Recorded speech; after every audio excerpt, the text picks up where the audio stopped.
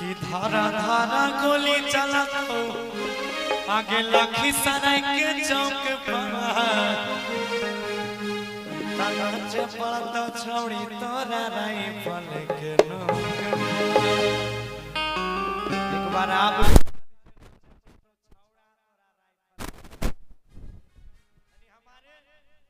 हमारे गांव की माताएं बहनें किसी से कम है क्या?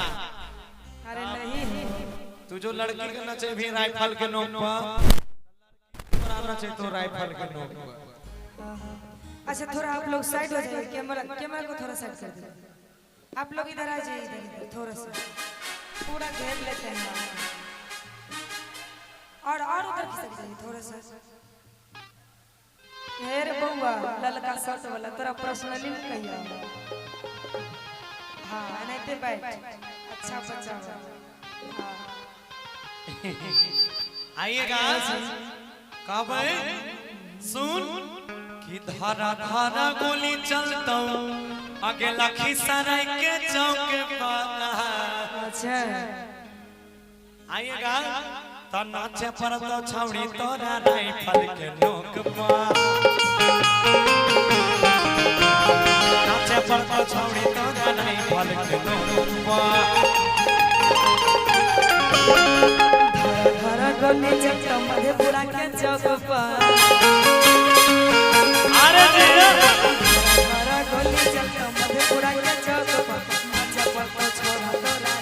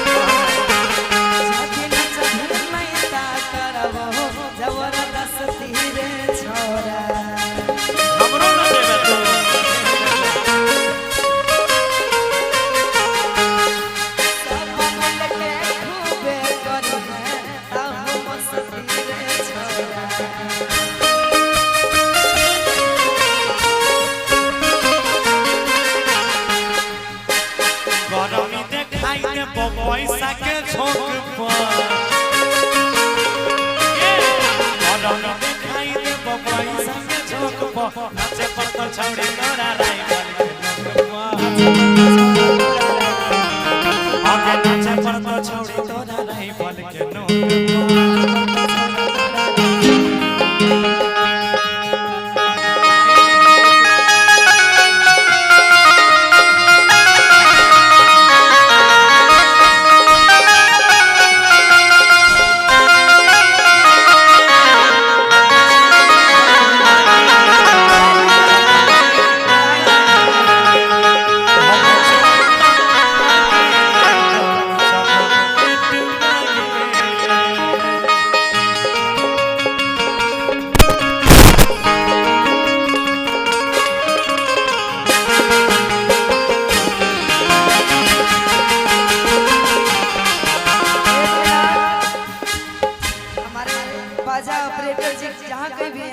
जल्दी से जरा देखिए क्या सिस्टम खराब है। सब कैमरा का लाइट कर दिया है। बेस नहीं है भैया, बेस दीजिए उसमें। अरे यार नहीं है कहीं का। हाँ आप भी चले जाते हैं हमारे पायल से मिलने के लिए।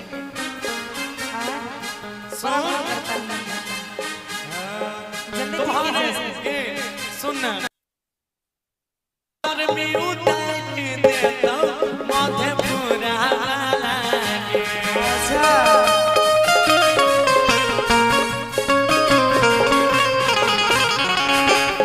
और की तोहर चावल कुट के बनैतो सुन चूड़ा लागे।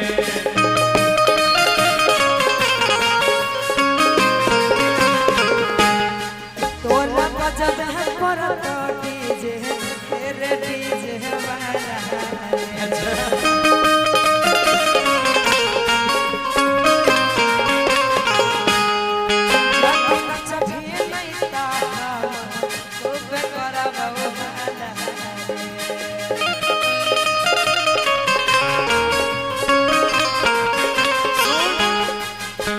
माना कोई नहीं करतो सौरभ यू के रोक पा। माना कोई नहीं करतो गौरव अजय के रोक पा। और की माना कोई नहीं करतो अविनाश भैया के रोक पा।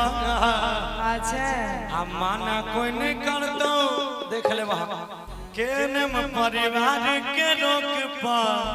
और की तना चपर तो छौड़ी तोरा राइफल के नोक पा। नाचे तो छौड़ी तोरा राइफल के नोक पा। अरे नाचे तो छौड़ी तोरा राइफल